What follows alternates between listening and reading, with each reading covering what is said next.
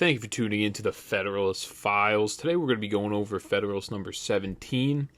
It's going to be titled the same subject continued, the inefficiency of the present Confederation to preserve the Union. It's written by Alexander Hamilton, December 5th, 1787.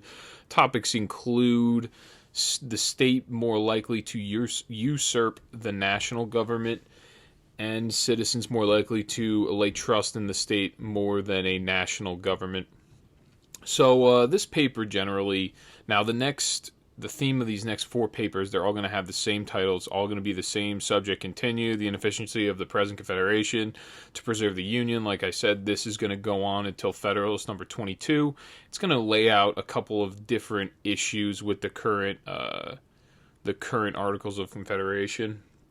So these topics are important. There's a couple of history references that Hamilton throws in there. But first, he starts off by addressing these contentions about the federal government usurping their powers and engaging in state affairs, things that are going to be laid out as state powers. Hamilton remarks, and I quote, "Commerce, finance, negotiation, and war seem to comprehend all the objects which have charms for minds governed by that passion, and all the powers necessary to those objects ought in the first instance to be lodged in the national depository," end quote. So, those are supposed to be the only things that the federal government's supposed to have power as it relates to commerce, finance, negotiation, and war. He says those comprehend all of the objects in which, that's the national, that the national government is accountable for. And then he continues explaining what the state governments are accountable for. And I quote, "The administration of private justice between citizens of the same state, the supervision of agriculture, and of other concerns of a similar nature, all those things in short, which are proper to be provided by local legislation, can never be desirable cares of a general jurisdiction," end quote. He's just saying the federal government's not going to be interested in the affairs of agriculture, the supervision of that, along with other things. I mean, if you think about what your local government does now, in terms of state government on the wide spectrum, there's really the court system. There's also fixing of potholes on certain state roads or state highways, in New Jersey in particular, because that's where I'm from. And other than that, you have like a state law enforcement. You have some state social welfare programs in this state. And other than that, I can't really think of many other, state obligations that are held here.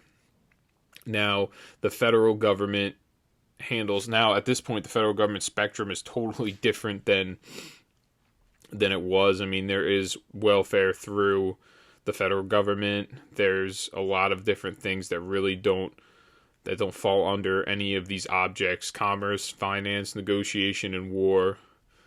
There's really nothing else that falls under that now the federal government does. So the federal government has extended its power. The state government as well has also extended its power.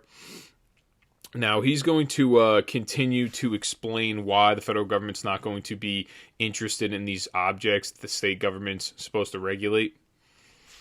He states, and I quote, "It is therefore improbable that there should exist a disposition in the federal councils to usurp the powers with which they are connected, because the attempt to exercise those powers would be as troublesome as it would be nugatory, and the possession of them for that reason would contribute nothing to the dignity, to the importance, or to the splendor of the national government," end quote. So when he says nugatory, he means almost like trivial. It pretty much trivializes it. Exercising those powers that the state governments hold would, for federal government, it really would not benefit them in any way. So there's really no reason for them to try to regulate any of those things. In terms of agriculture, like I said, the roads, the court system. If you go and you regulate all those things, that really wouldn't do anything for the national government. It would only run them out of money in their bank account. So in summation, he's pretty much just stating the federal government isn't interested in the affairs that are laid out. They're only that are laid out for states, but they're only interested in those that are laid out by the proposed Constitution. Regulation of all others they are not interested in. So those powers that are listed in the Constitution, that is the actual constitutional federal power of the federal government. And everything else, really, there shouldn't be an obligation from the federal government. Therefore, that's why I feel like a lot of our institutions, a lot of our social safety nets really are not constitutional. We still have them, but to me, they're not considered as constitutional because they're not related to a lot of these founding objects or founding principles. And it really doesn't justify the government taking as much as they do out of the federal taxation. Like the way that the writers or the way the authors really talk about the way that the federal and the state system should work is, you would think that the way that they characterize it, you would think at this point your state income and your state sales tax and your property tax would all be higher than a federal income tax. But the federal income tax is way higher than if you're middle class, you're paying around like 25%, which isn't even that bad though. 25 to like 28%. It's not that bad related. If you're making over like 400,000, you're pretty much getting screwed by the government, the federal government. They're making you pay a very high amount, something like 37%, I believe, or something of that nature. It's either 35 or 37. Now, Hamilton argues that it will be much more feasible for the states to encroach on the national authorities. And he states, and I quote, "But let it be admitted for argument's sake that mere wantonness and lust of domination would be sufficient to beget that disposition. Still it may be safely affirmed that the sense of the constituent body of the national representatives, or in other words, the people of the several states, would control the indulgence of so extravagant an appetite." So pretty much he's saying the representatives, the House of Representatives that are supposed to represent the people in these individual states, they will work against the federal government if they ever get an appetite to regulate those state affairs that should be state powers, which is true. He's correct in stating that. And then he continues on that point that I said before. It will be easier for the state government to encroach on the national authorities. To this he states, and I quote, "The proof of this proposition turns upon the greater degree of influence which the state governments, if they administer their affairs with uprightness and prudence, will generally possess over the people, a circumstance which at the same time teaches us that there is an inherent and intrinsic weakness in all federal constitutions, and that too much pains cannot be taken in their organization to give them all the force which is compatible with the principles of liberty." End quote. Here, Hamilton is suggesting that these state administrations, because they are aimed more towards solving more local issues and local problems within their communities than the federal government is, because the federal government is so far away. It's, when you think of the federal government, where they are, they're in D.C. Therefore, the people will have more loyalty towards the state, which, I've noticed this amongst older people, they are more concerned with their local politics rather than the federal politics of the nation. Because the principle really is that on the local level, politics is supposed to be the most important. It really isn't anymore. Now it's much more federal. Everything, whatever news station you turn on, it's all aimed towards federal stuff most of the time. And that's why I do like to bring up local politics. I'm going to have, I don't know when, but I'll definitely cover some of the stuff that's going on in New Jersey right now. We have a lot of debt. We have a lot of different problems and issues that we have in this state because we're so poorly ran. Now so as long as the state governments are doing what they're supposed to be doing, and they are pretty much, that's what he's saying, as long as they're filling out their duty and they're doing what they're supposed to be doing, then people have much more of an allegiance, or rather a loyalty towards a state government than a federal government. And he explains this, and I quote, "It is a known fact in human nature that its affections are commonly weak in proportion to the distance or diffusiveness of the object, upon the same principle that a man is more attached to his family than to his neighborhood, than to the community at large. The people of each state would be apt to feel a stronger bias towards their local government than towards the government of the Union, unless the force of that principle should be destroyed by a much better administration of the latter, end quote. So that's a pretty huge quote. There's a lot to unravel there. So to begin with, he's stating that anything that's closer in distance, it's going to be much more, you're going to notice what's going on. So you're going to have have a weaker connection to the federal government, a stronger connection to your local jurisdictions or your state governments because they're closer to you. You see what they're doing on a regular daily basis. And then he goes on to explain, he symbolizes it to how your family works.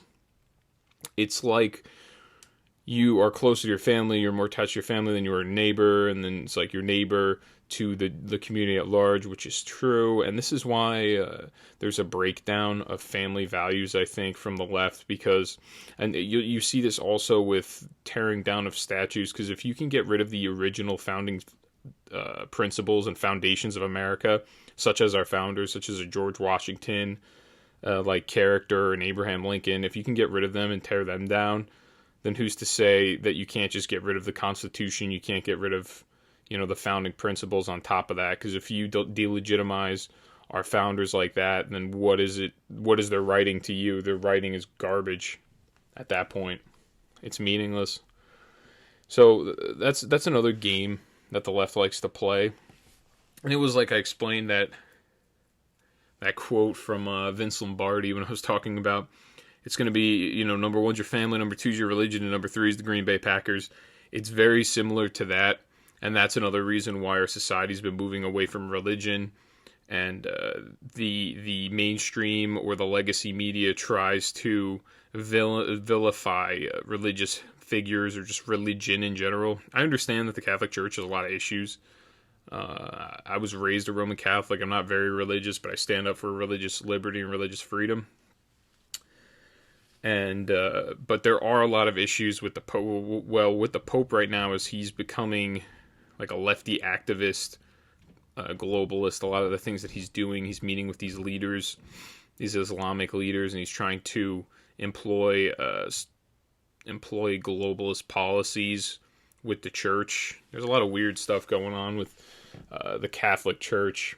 Because I have a friend, he's deeply devout Protestant, and he'll tell me these stories and he'll send me links, and then I'll read them and I'll go, what the heck is going on right now with the Pope?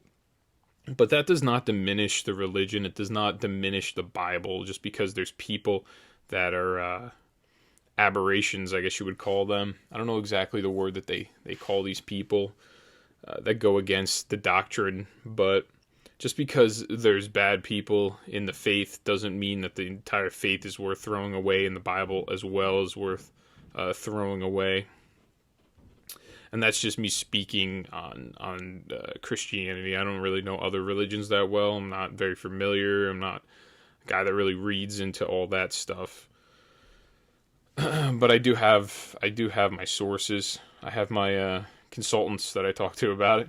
But yeah, so you're going to have a stronger bias towards your local government than you are your federal, because they're closer to you, and your federal's just so far away from you, and they're really just in the background doing their thing. They're not of concern. And that quote in and of itself, it's very important and it's very critical. Now, he continues explaining this, and I quote, "This strong propensity of the human heart would find powerful auxiliaries in the objects of state regulation, the variety of more minute interests which will necessarily fall under the superintendence of the local administrations, and which will form so many rivulets of influence running through every part of the society, cannot be particularized without involving a detail too tedious and uninteresting to compensate for the instruction it might afford." End quote. So it's pretty much, you're going to have a powerful auxiliary, or you're going to have a powerful connection to state regulation. And when I say auxiliary, I mean because it's going to be policy that helps, It's like supplemental policy that helps out. You're going to have a superintendence of that local administration over a lot of those very minute interests and details, small things that may be unimportant to the federal government, but is important. If you live in the neighborhood and, you see too many cars speeding by your house and you live near a school, you're going to want a speed bump to protect the children that are walking home. You just want a speed bump for yourself because you don't want people flying down the road while you're going out to pick up the newspaper or the mail out of your mailbox. So it's little things like that. Board of Education, if you want your kids to, if you don't want to spend as much in the Board of Education in the budget for schools, considering in New Jersey a lot of these towns they pay like around 70% of the budget, or your property taxes alone just go to school systems. If you don't want to pay for that, if you do want to pay for it, or if you want some sort of a transparency, that's all of the local jurisdiction. That is what would be handled in your town or your municipality. As well as your state. I'm sure that the state, because there's such a huge bureaucracy, I'm sure the state has some sort of Department of Education in it, the state of New Jersey at least. I can't really speak to other states, but that's really what he's getting at here, that the local jurisdiction, the people are going to be much more aligned with them rather than the federal government, because the dissenters are saying the federal government's going to try to take over and take all the state power, and he's like, they're definitely not. The federal government is not interested in taking over state power, which to this day, it is pretty true. If you really, it deems itself pretty true. The federal government really doesn't want to take any responsibility for anything. The government in general doesn't want to have to do anything. They don't want to have to work. They don't want to take any responsibility for what they do or their actions. So the detail that the federal government would actually want to carry out some of the responsibilities and the duties of the state government is pretty remarkable in this paper. If somebody wrote this in modern day today, everyone would easily discount it and just pretty much throw it away. Now, he alludes next. Oh, no. You know what he has next? Next, he explains that the states would be protectors in criminal and civil cases, visible guardians of life and property, which would cause the people to have more reverence for their state governments. And he states, and I quote, "It is that which, being the immediate and visible guardian of life and property, having its benefits and its terrors, in constant activity before the public eye, regulating all those personal interests and familiar concerns to which the sensibility of individuals is more immediately awake, contributes more than any other circumstance to impressing upon the minds of the people affection, esteem, and reverence towards the government." End quote. So here what's very important, I think he says what the objects of government is. Personal interests. Oh, here. Okay, so this here is huge, this quote. "It is that which, being the immediate and visible guardian of life and property." So the government, its main objects is life and property. That's what it's meant to protect. That's what it's there for. It is to protect your life. It is also to protect your property, so someone does not just steal it, burn it down, or confiscate it from you. Because this was a problem in Europe, and I'm going to go on to explain that, but this was a problem in Europe, and that's what factionalism does when you have these factions. And this was also a problem during the Revolutionary War when and this was actually on both sides.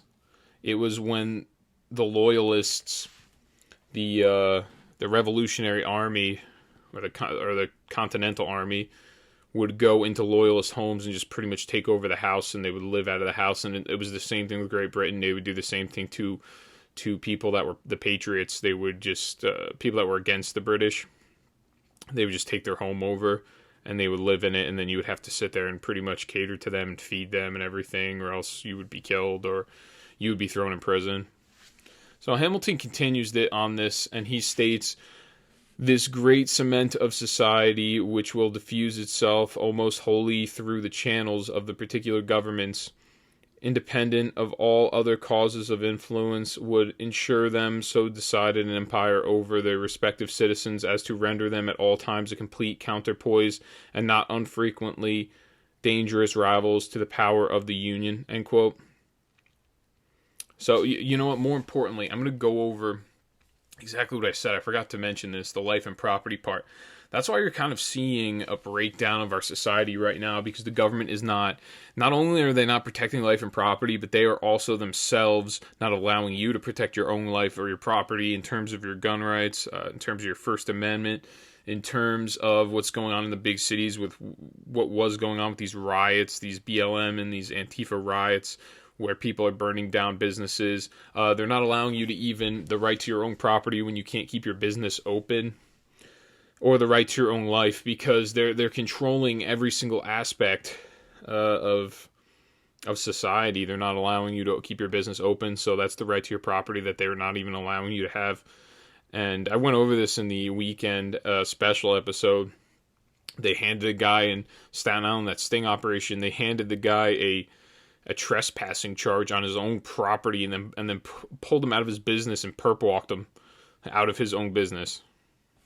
That's what's going on with the government, and that's why there's a breakdown of our societal structure, because you have people that want to protect life and property, individual citizens, and then you have the government that wants nothing to do with it in certain states and certain jurisdictions. And in this state in particular, they really don't want you.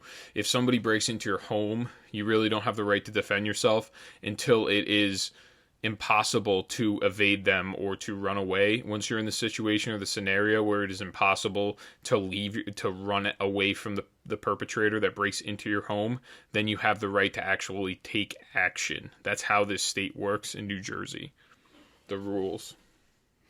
And to continue that great cement of society, in this next quote here is, which will diffuse itself almost wholly through the channels of the particular governments, independent of all other causes of influence, would ensure them so decided an empire over their respective citizens as to render them at all times a complete counterpoise and not unfrequently dangerous rivals to the power of the Union. So pretty much, people are going to be aligned with their state governments, and they could be rivals to the power of the Union if the Union tries to overstep their bounds, really.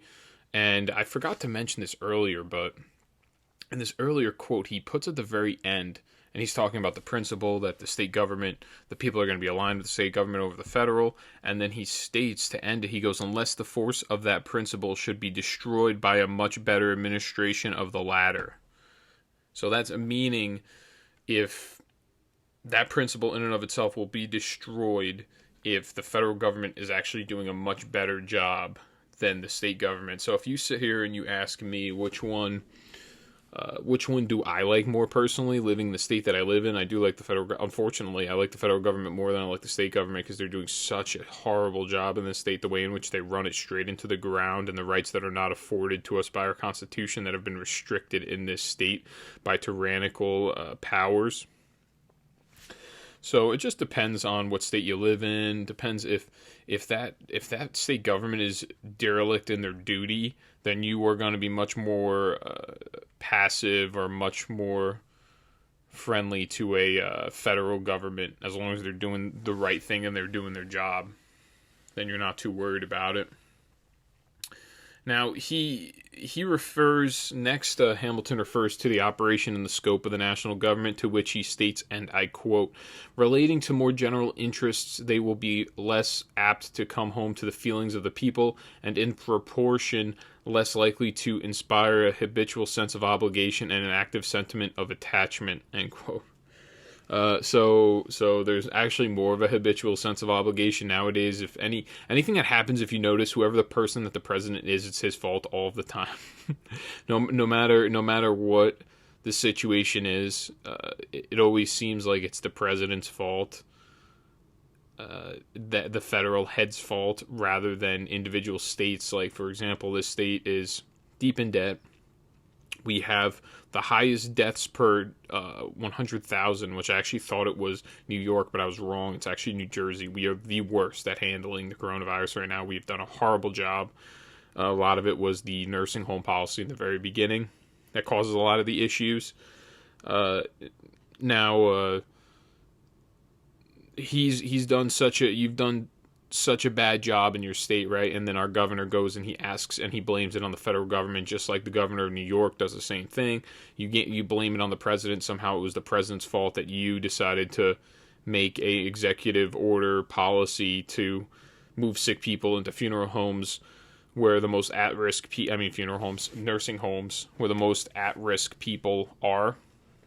And that somehow is the federal government's fault. And then you blame it on them, even though the federal government was doing actually a very good job at getting all of the necessary PPE out to people, and as well as the ventilators, which really, if you're a limited government, if you're a small government person, that's not the federal government's job to do all that stuff anyway to begin with. The fact that they're even doing it, you should just be grateful for that alone. And then these state governors shut down their entire states, and then they want the federal government to act and hand them money.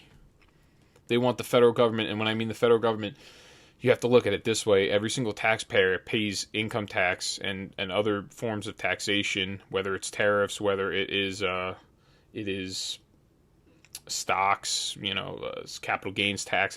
Everybody in this country is paying taxes towards the federal government. So you want somebody that lives in Louisiana, you want somebody that lives in Florida, you want somebody that lives in Texas to sit here and pay for everybody in New Jersey because you decided to shut down the entire state. That should not be... it should not be dependent on these other states in the union to pay for your state because you decided to be negligent in your duty and you decided not to do the right thing as the governor, and your poor mismanagement of your state has gone on for years.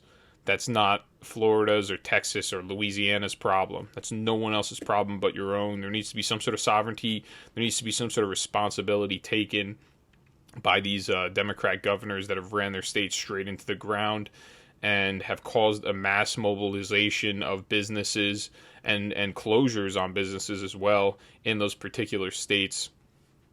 Now, he continues on this point, and I quote, and this is very interesting. This is when the reference to history from Hamilton here, and I quote, "Though the ancient feudal systems were not strictly speaking confederacies, yet they partook of the nature of that species of association. There was a common head, chieftain, or sovereign, whose authority extended over the whole nation, and a number of subordinate vassals or feudatories who had large portions of land allotted to them, and numerous trains of inferior vassals or retainers who occupied and cultivated that land upon the tenure of fealty or obedience to the persons of whom they held it." End quote. So those of you that are unaware, so there's a feudal system. It's called feudality or feudalism. That's what it's called, feudalism. It is similar to a aristocracy. An aristocracy is where you have a connected few nobles, very rich people that pretty much run the government. In this system, this feudalism, the way it works is when he states the common head, chieftain, or sovereign, that's supposed to be like the prince or the king. And then you have, which he's supposed to be the monarch, essentially, right? And then those vassals are just rich nobles that they have money, they have a lot of land, and then they give that money and that land to other people. It's almost like a triangle scheme, and then those people below them give the money and the land to other people, and then everyone's living on that land, they're cultivating on that land, and they're passing everything up the chain of command. And because they are allowed to own that land by these vassals, these nobles, pretty much, that give them this land, they are now obligated to be obedient to them in terms of war. So the best way to explain it is, I have this Francis Louis Ganshoff. I have a quote from him, and he states, feudalism has been described... Wait, let's see what I got. According to Francis Louis Ganshoff, feudalism was an asset of military and legal obligation among the nobility of warriors, which included primarily three major concepts: lords, people who could be broadly described as nobles who held lands; vassals, people who were granted the land by the lords; and finally the fiefs, which is the land which had been given by the lords to be possessed by the vassals in return for some service provided to the lords. In return, the lords provided military protection and other reciprocal obligations. The relationship between the three main keys formed the feudal society. This type of society flourished in Europe between the 9th and the 15th century. So in Europe, this was going on for pretty much the middle, what do they call it? The Middle Ages. It was going on for the entire time. So what you have is these lords, you have these nobles, and then below them is the vassals, the people that they give the land to, and the land is called fiefs. And those people that were given the land by these lords or nobles, they were pretty much obligated now to fight in their military and to give back and have obedience to that lord. And the problem with that was it just created factions, and that's why Hamilton's relating it, because it's almost like having confederacies, even though they're not called confederacies. And then these factions and this factional violence would result in wars, battles, and whenever the monarch tried to do something about it, the monarch did not have any power against these nobles. These nobles really held the power, and that's really what an aristocracy looks like. And then there's also an oligarchy, which it's similar in some way. It's similar to an aristocracy in the way that the power is distributed, but the power is distributed in different classes. It's not distributed by how much money or how much land you have. Sometimes an oligarchy is almost more like a general term. It could be distributed by your religion, by your class, by your race, by your, all different subtopics or groups. The power could be given to, one group of, like the Protestants take power, they own the whole government, they're an oligarchy now, but it's only by Protestantism. Or the Catholics hold it, it's the same way. Or, the really rich guys. So aristocracy kind of falls within an oligarchy in a way. It is similar. I'm not exactly sure if there's a monarchical head in an oligarchy, but it is similar in that way. So they're all different. Some of them are similar. It's almost kind of like how socialism is very similar to communism. But he continues on this point here, and he states, the power of the head of the nation was commonly too weak either to preserve the public peace or to protect the people against the oppressions of their immediate lords. This period of European affairs is emphatically styled by historians the times of feudal anarchy, end quote. So yeah, that's what he's just talking about, because if these lords wanted to go and oppress all of their people, that because the lords were so rich, they had so many armies, they had so many military personnel that they could just walk right into somebody's land and just take all their food from them and walk away, and there's nothing that could really be done about it. So if the monarch wanted to do something like that and he wanted to protect the people and stop these nobles from doing this, he really had no power against them because they were just so powerful, and it would lead to feudal anarchy. It would lead to factional wars, which would cause anarchy. Now he continues, the barons or nobles, equally the enemy of the sovereign and the oppressors of the common people, were dreaded and detested by both, till mutual danger and mutual interest effected a union between them, fatal to the power of the aristocracy. Had the nobles, by a conduct of clemency and justice, preserved the fidelity and devotion of their retainers and followers, the contest between them and the prince must almost always have ended in their favor and in the abridgment of or subversion of the royal authority, end quote. So pretty much he's relating it to current confederacies that are going on now. Hamilton's drawing the relation that people are going to be much more loyal to their state government, like an aristocracy or like a feudalism system, where the people are going to take the side of whoever their noble leader is or their lord is, and they will fight against each other, and then they will fight against the federal government, and they will win that battle. So this philosophy of state pride was a shared concept of most Americans at this time, a pride of state sovereignty and a fear of the national government. Thus, Hamilton makes a play on this philosophy because the people would see the work done on the small scale by the state and would hold an allegiance to the state rather than the national government, like I said before. The nobles became the chief oppressors of the people and eventually would overpower the monarch and afterwards place their own scapegoat in the place. That being said, Hamilton compares these nobles to the states under the current system with more power than the governing body, thus another reason for the federal government and a national military. He states, and I quote, the separate governments in a confederacy may aptly be compared with the feudal baronies, with the advantage in their favor that from the reasons already explained, they will generally possess the confidence and goodwill of the people, and with so important a support will be able effectually to oppose all encroachments of the national government. End quote. So that's just him saying that people are going to trust them much more. And this is the much more important part, and this is how he ends the paper. He states, and I quote, "The points of similitude consist in the rivalship of power applicable to both and in the concentration of large portions of the strength of the community into the particular deposits, in one case at the disposal of individuals, in the other case at the disposal of political bodies. A concise review of the events that have attended Confederate governments will further illustrate this important doctrine, and inattention to which has been the great source of our political mistakes and has given our jealousy a direction to the wrong side. This review shall form the subject of some ensuing papers," end quote. So pretty much he's foreshadowing that they're going to be talking about more and more systems of government and how they failed.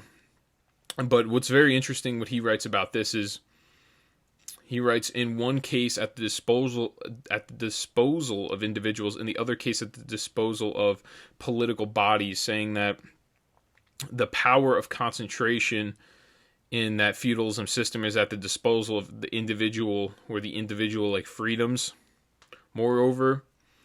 And the other one is at the disposal of political. It's the classification, essentially. So one's the classification of individuals, numbers, bodies, and the other one's at the classification of political bodies. Which is interesting, because that's kind of how we battle. I mean, that's how we kind of battle now. We have the Democrat and the Republican side, and then there's kind of the libertarian, the conservative side, the far left side. But the vessel is the political bodies, which is our current system, or their current system at the time, the Confederation, and the state governments is the political bodies, and the other one was at the disposal of individual people. That's really it. That concludes this one. This one was pretty in-depth. Next, I'm thinking, based on what he said here, I didn't read the next one beforehand, because they all get jumbled up in my brain. There's like 85 of them. So I haven't read the next one, but I have a feeling there's going to be a lot of historical references in the next one. But that's going to conclude this paper. Please like, share, subscribe. Drop the mic on people. Let them know about the podcast. Let them know it's informational. You'll learn a lot about the government, our founding principles. And that's really it. Everybody have a good day. I'll see you all on Friday.